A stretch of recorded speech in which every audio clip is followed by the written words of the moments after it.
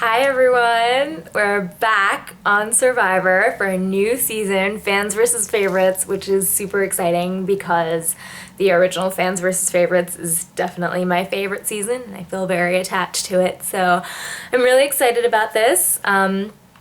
You've seen my cast breakdown, hopefully by now. It's on the blog if you haven't. But let's go over this first episode. I think it was good. It's hard to tell yet if it's going to be a great season or not. But I've heard great things, and I like the players that I'm seeing so far for the most part. So let's dig right in. I'm going to break this down by tribe and sort of highlight what was in this episode because there's just so much to talk about. Gosa, the fan tribe. First thing that really snaps to mind is Shamar. I mean, you'd think these people were fans and they would know the big, do not do things, and he just acted really stupid. I mean, by making a fuss right off the bat at camp and not wanting to help out and just sitting. I mean, if he wanted fire instead of shelter, he should have just done fire right away, not just sit and do nothing and sulk. And yeah, okay, he sort of redeemed himself when he helped out with the fire, but he made a bad impression, and impressions at this point in the game are crucial. And it's what I said in my breakdown. I think he has the potential to be a great player if he can figure out his social skills and not fall into these control traps.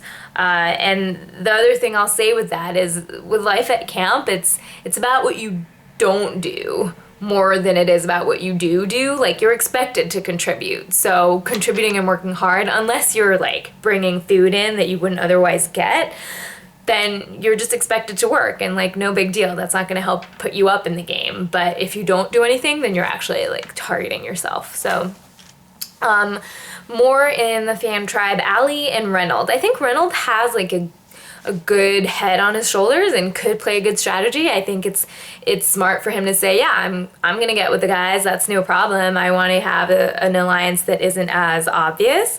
But then he went and screwed that up by hooking up with Ali. I mean, that was so obvious, and you just don't. I mean, again, are these people fans? Again, big X. Don't do that.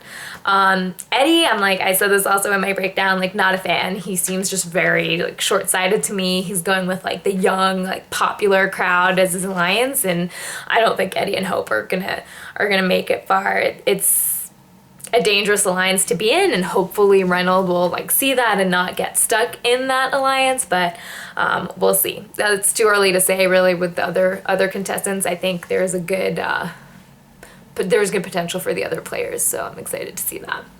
Bikal, the favorites tribe. Hi, Cochran! So good to see you back, and it's so good to see that you don't have a huge target on your back. You did really well at the challenge. Good strategy there, and doing the first run with your sunburn. You did a great job. Really happy that you did well in that.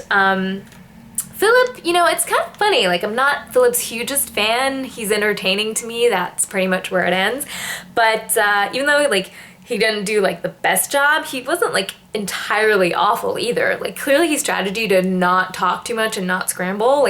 People were saying, oh, Philip's not talking. He's not worried. And somehow I think that helped him not be too much of a target for the vote. Francesca is a huge bummer that you got voted out first again. I'm not really sure what you did wrong. You were strategic okay, but I don't think you overdid anything. I don't think you made the same mistakes that you did before.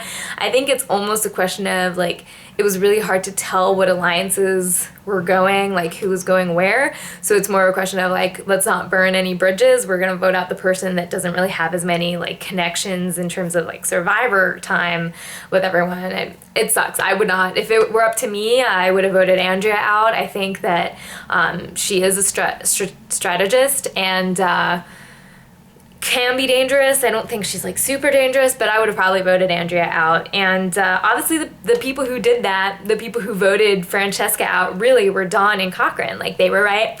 They were the swing votes. They made that final decision, and that puts them in a position of power, and I'm excited to see what's going to happen with that. So curious. We'll see.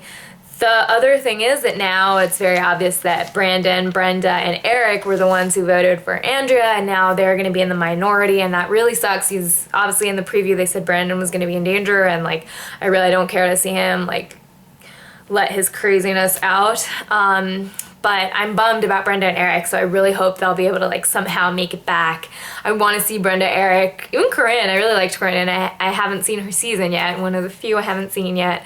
But I like them, and Cochran, Dawn, all of that looks interesting to me. So curious to see what happens. Malcolm like didn't really have much of a hand on this episode, and I do love him. I wish I had seen that butt in real life. Damn those fuzzy images.